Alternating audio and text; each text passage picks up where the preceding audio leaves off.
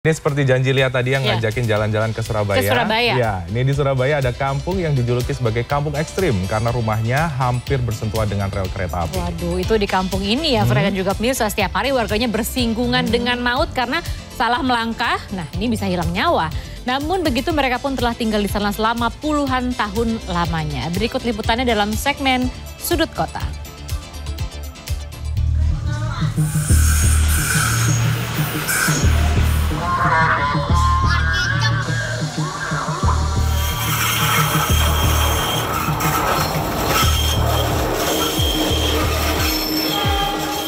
Kebutuhan dasar manusia ada 3, sandang, pangan, dan papan. Semua orang ingin mendapatkan rumah yang aman, nyaman, dan luas, tapi tidak semuanya begitu.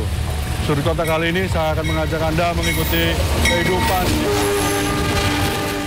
yang setiap hari berhadapan dengan bahaya kereta api.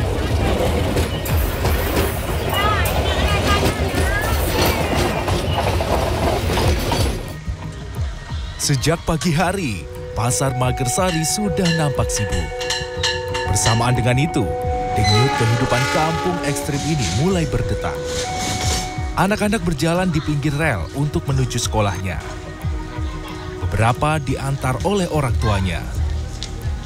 Lokasi sekolah mereka pun menempel rel kereta, sehingga mereka harus selalu waspada dan mendengarkan peringatan warga jika ada kereta yang akan lewat. Karena nyawa taruhannya. Bagi warga yang sudah puluhan tahun tinggal di kampung ini, mereka sudah bersahabat dengan bahaya ini. Pertanda lampu perjalanan kereta serta suara rel kereta api ketika kereta akan mendekat menjadi pegangan mereka untuk bertahan hidup. Tidak ada yang mengetahui persis kapan kampung ini mulai muncul. Namun, dipercaya kampung pinggir rel itu berdiri sejak Indonesia merdeka sekitar 1945. Warga yang rata-rata kurang beruntung ini tidak mempunyai banyak pilihan selain menghuni kampung yang rawan bahaya ini. Seperti Sumarni yang sudah tinggal puluhan tahun di samping rel ini, bahkan karena sempitnya hunian rumahnya, Sumarni dan istri sehari-hari pun memasak di luar rumah. Pernah terbersit untuk keluar dari kampung ini. Namun, lagi-lagi alasan ekonomi tak bisa terelakkan. Saya tinggal di sini tahun 95-an. Iya, betul. Itu gimana, sudah banyak rumah atau? Belum, masih satu dua. Iya. Terus ini kan dekat rel gini Pak, enggak khawatir Pak? Kalau khawatirnya ya sih khawatir. Yang namanya orang nggak punya. Mau gimana lagi?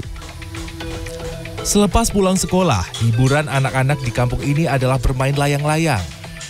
Tapi jangan bayangkan mereka bermain di tanah lapang. Mereka bermain, ya, di rel kereta api depan rumah mereka. Sembari tetap waspada ketika layang-layang terbang tinggi, mereka pun tersenyum lebar seperti tak ada bahaya yang mengintai mereka.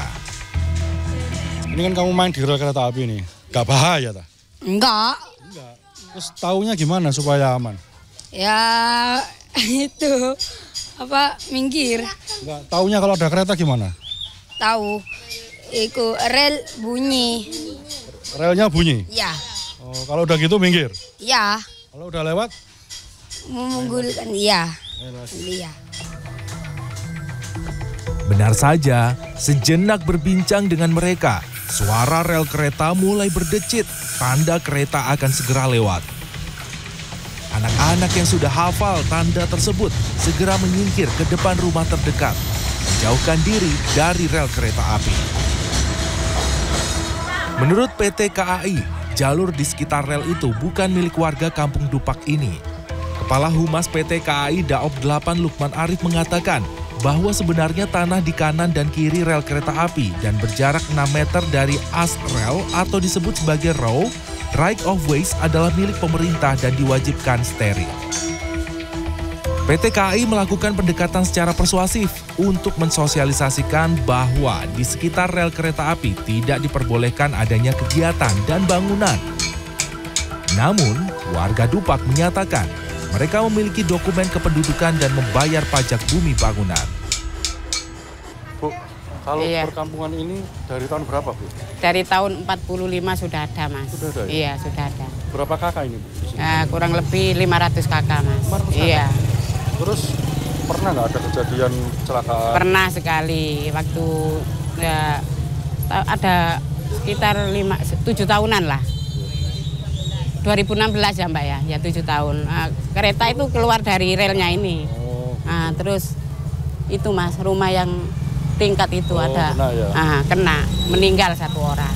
Kalau ini, Bu, kayak surat-surat warga gitu, KK, KTP. Semua punya, Mas. Punya KK, punya KTP, juga punya bayar PBB juga sini. Tiap tahunnya bayar PBB. Setelah mengelilingi kampung Dupak Magersari, perut mulai keroncongan. Di pasar ekstrim ini, saya mencoba lontong lodeh.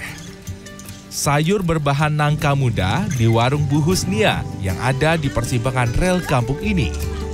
Masakan rumahan sederhana dengan petis, bawang goreng, dan cabai ini cukup membuat kangen kampung halaman. Di kampung ini kita bisa menikmati makanan yang ada di pasar sini. Ini lontong lodeh, nangka muda, sederhana, rasanya sangat homey ya. Dan bonusnya yang paling penting itu sebenarnya ini. Oh, makan sambil kena kereta. Oh.